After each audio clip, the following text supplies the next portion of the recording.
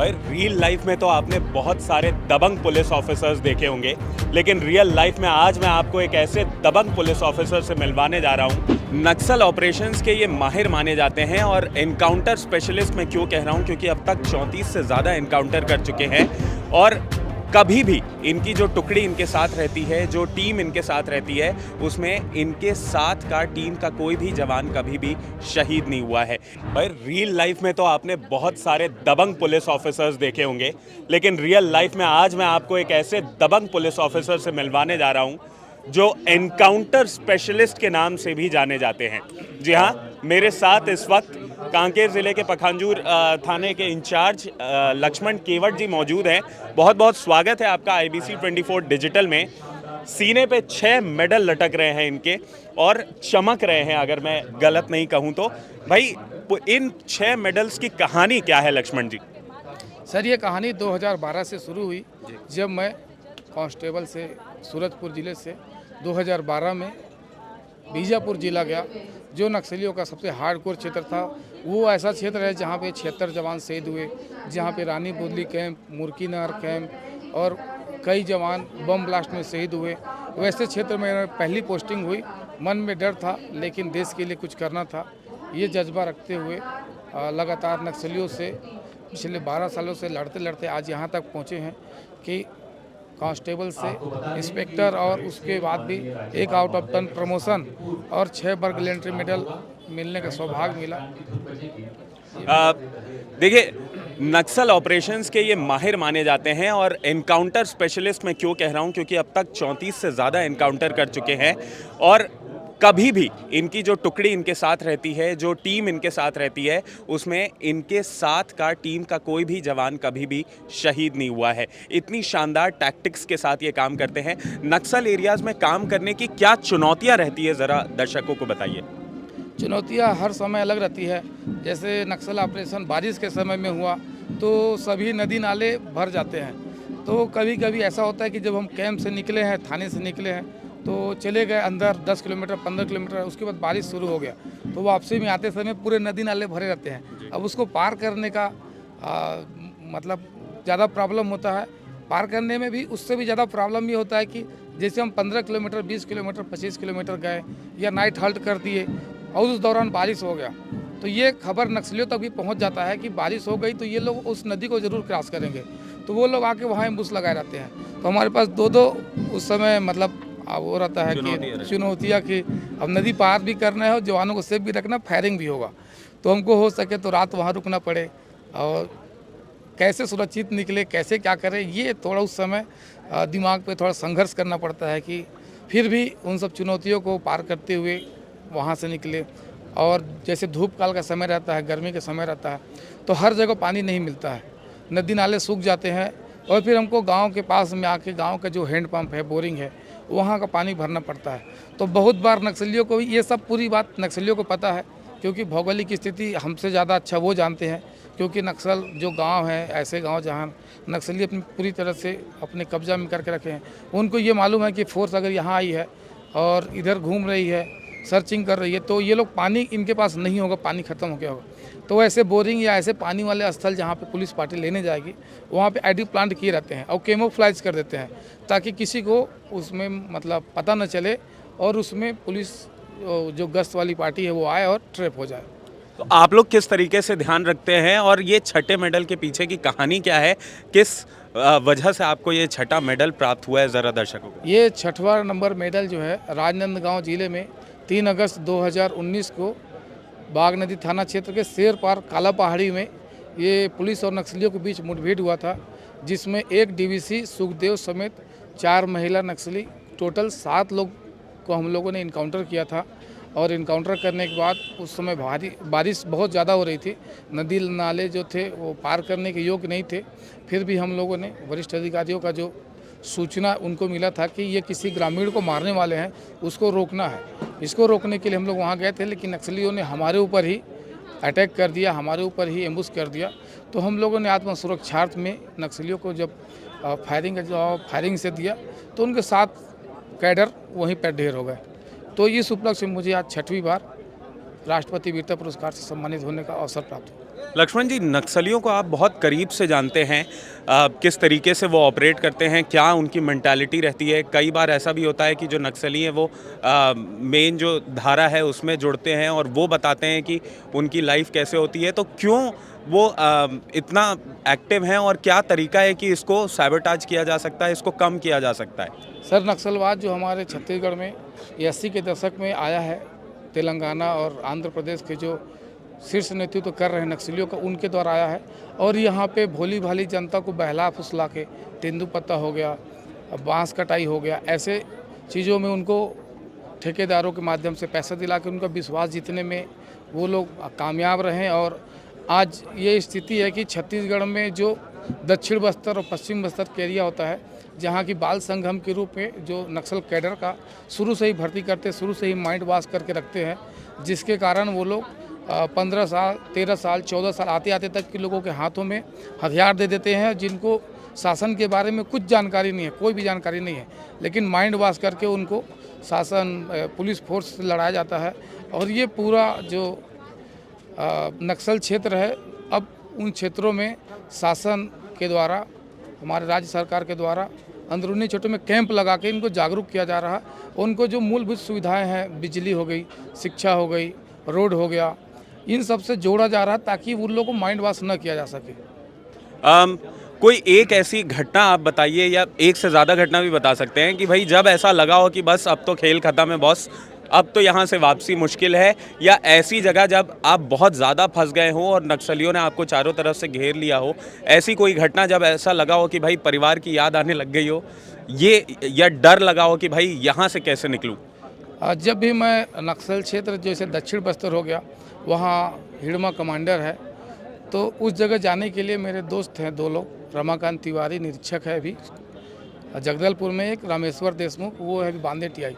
तो हम लोग तीनों का अलग प्लान होता था, हम अधिकारियों को अलग प्लान बताते थे, सर हम यहाँ जाएंगे।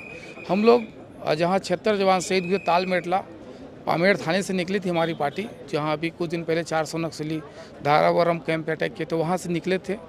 और हम लोग उस जगह को देखने के लिए गए थे कि कहाँ पर 76 जवान हुआ था, कि घटना हुई थी। तो वो जवान जहाँ पे हुए थे, तो उस जगह हम लोग बहुत बड़े बड़े नक्सलियों के पुराने कैंप मिले, और हम लोगों ने बहुत प्रयास किया कि आके नक्सली हमसे लड़े, क्योंकि हम लोग कभी भी नक्सल फील्ड में काम करना है, मेरा जो अनुभव कहता है उसमें आपका टीम वर्क होना बहुत ज़रूरी है। टीम वर्क का मतलब आपके साथ ऐसे आपके दोस्त रहें जो कि आपकी टीम फंस गई, अलग अलग 3 टीम 4 टीम जितना भी हमको रखना है ऑपरेशन के लिए ले जाए, लेकिन जैसे भी कभी कोई टीम फंस गई जिसके साथ मुठभेड़ शुरू हो गया, तो आपके सपोर्ट में वो आए। तो ये मेरे ऐसे 2 दोस्त थे जो कि वो जानते थे कि वो फंस जाएगा तो मैं आऊँगा, भले से गोली लगेगा तो लगेगा, मैं फंस जाऊँगा तो वो लोग आएगा। तो हम लोगों ने आपस में ऐसे हिम्मत करके ऐसे बहुत सारे क्षेत्र से, जैसे पुवर्ती गांव है, ये जो बटालियन कमांडर हिड़मा है जिसका बहुत चर्चा है, उसके गांव में हम लोग गए और 3 दिन तक हम लोगों ने प्रयास किया कि वो लोग आके हमसे लड़े। और उनका जो स्कैनर था, मोबाइल हमारा जो वायरलेस सेट होता है, उसका हम लोग का स्कैन हो रहा था, वो भी हमारा सुन रहे थे, हम भी उनका सुन रहे थे। तो हम लोग 2 रात वहाँ उसके गाँव के आसपास में घूमते रहे। वो भी हमारे ऊपर बहुत सारा अटैक करने का प्रयास किए, हम लोग भी किए, उनको भी सफलता नहीं मिली, हमको भी सफलता नहीं मिली। और डर का कभी नहीं आया। जब कभी ऐसे क्षेत्र में गए तो पूरी तैयारी के साथ गए कि कभी अच्छा होता है तब क्या करेंगे, और कुछ नुकसान हो गया तब क्या करेंगे। फंसने वाली कोई घटना जहाँ पर आपकी प्लाटून या आपकी टीम जो है वो फंसी हो कहीं पर, कोई बहुत ही ज़्यादा ग्रेव इंसिडेंट जहाँ पर ऐसा भी हुआ कि आपके साथी घायल हुए हों? कई घटनाएं हुई हैं। अभी जो यहाँ जो आपको सबसे ज़्यादा खतरनाक लगती है, आपके मेमोरी में सबसे ज़्यादा ताज़ा है? पामेड़ क्षेत्र में ही हुआ था एक बार। पामेड़ कैंप पे जब हेलीकॉप्टर से, उस समय जब हेलीकॉप्टर चलता था MI-70, तो वहाँ पे फोर्स को लाने ले जाने के लिए हेलीकॉप्टर का यूज होता था, पैदल नहीं चलते थे। फिर वहाँ पे बीजापुर ज़िले में जब हमारे कल्लूरी साहब वहाँ आईजी हुआ करते थे, और KL ध्रुव साहब SP थे, इंदिरा कल्याण एलेसला साहब एडिशनल SP थे, तो उस समय पामेड़ थाने पे एक अटैक हुआ था जिस पे मतलब 3 जवान शहीद हुए थे, CF और DF के। तो उस जगह तुरंत हम लोगों को वहाँ भेजा गया। तो वहाँ गया तो बहुत ज़्यादा संख्या में नक्सली उस जगह को टारगेट किए हुए थे, जो एरिया सैनिटाइज करने के लिए फोर्स जाती है उसको अटैक करने के लिए। फिर हम दूसरे दिन जब गए, पहले दिन ही चले गए, दूसरे दिन फिर हम सर को बोला कि सर हम लोग इन लोग से लड़ते हैं, तो फोर्स बुलाई। तो फिर बीजापुर से MI-70 के माध्यम से बहुत सारा बल आया, तो उस दिन भी नक्सलियों के द्वारा अटैक हुआ। तो उस दिन में केवल 25 जवानों को लेके अभी जो 400 जहाँ पे नक्सली कैंप लूटने का प्लानिंग किए थे, उस जगह धारावरम नदी तक चले गया। फिर मैं देखा कि बहुत ज़्यादा संख्या में पूरे काले वर्दी में नक्सली दिख रहे हैं, और हम लोग केवल 25 थे। फिर 25 थे, उसके बाद UBGL फायरिंग किए, उन लोग भी फायरिंग किए, हम लोग भी किए।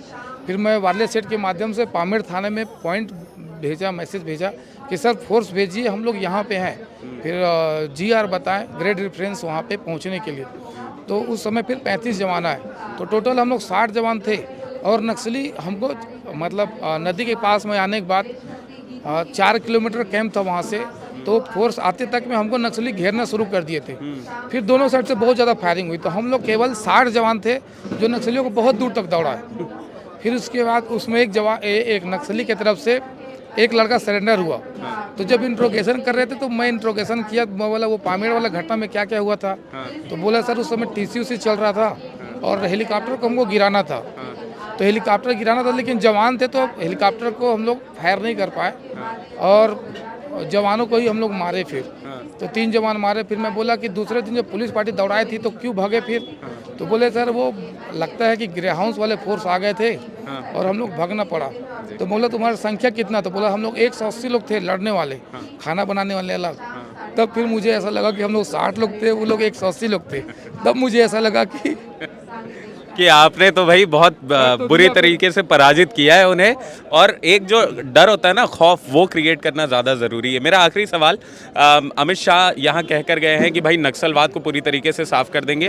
भाजपा की सरकार भी जब से आई है, मुख्यमंत्री विष्णुदेव साय खुद कह रहे हैं कि भाई नक्सलवाद का सफाया हो जाएगा। विजय शर्मा लगातार ऐसे बयान देते आ रहे हैं। क्या आपको लगता है कि छत्तीसगढ़ में नक्सलवाद का सफाया हो सकता है, और अगर हाँ तो कैसे? क्या कमी छूट रही है अभी कभी तो कुछ नहीं। ऐसे क्षेत्र जहाँ पे नक्सलियों का रेड कॉरिडोर माना जाता है, नक्सलियों जो पूरी तरह से वहाँ अपना जनताना सरकार चलाते हैं, वो दक्षिण बस्तर और पश्चिम बस्तर आता है। और अबूझमाड़ का क्षेत्र जहाँ मतलब जाने के लिए रास्ता भी नहीं है, और वहाँ पे नक्सलियों के बड़े कैडर रहते हैं। तो शासन अभी लगातार बहुत अच्छा काम कर रही है। ऐसे क्षेत्र में जनता तक बिजली, शिक्षा, रोजगार, हॉस्पिटल, रोड, ये सभी जगह, ये सभी चीज़ उपलब्ध कराने में जगह जगह पे कैंप लगाते जा रहे हैं। और आने वाले 2-3 साल में ही इसका असर आपको देखने को मिलेगा।